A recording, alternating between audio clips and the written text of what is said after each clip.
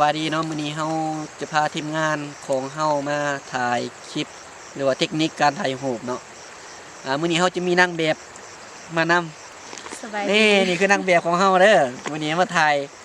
พิเศษเป็นคลิปเริ่มต้นเฮาจะมีการสร้างคลิปไปเรื่อยๆเนาะ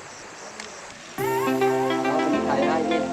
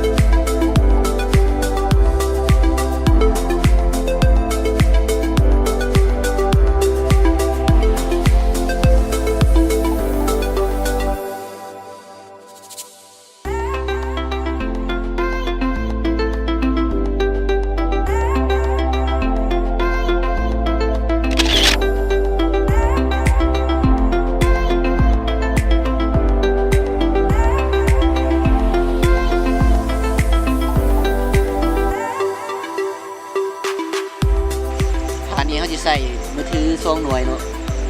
จะเป็นเงาคือจะได้เอาส่งลงไป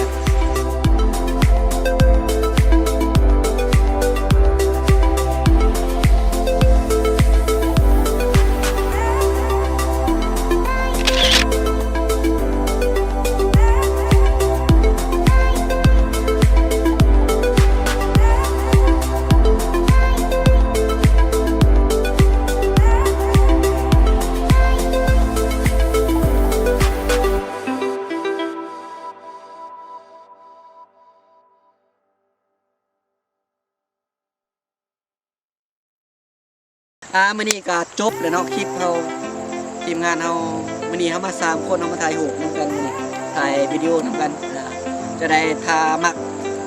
ก็ฝากกดไลค์กดแชร์กด Subscribe ให้เราเพื่อเป็นกำลังใจเด้อบ๊ายบาย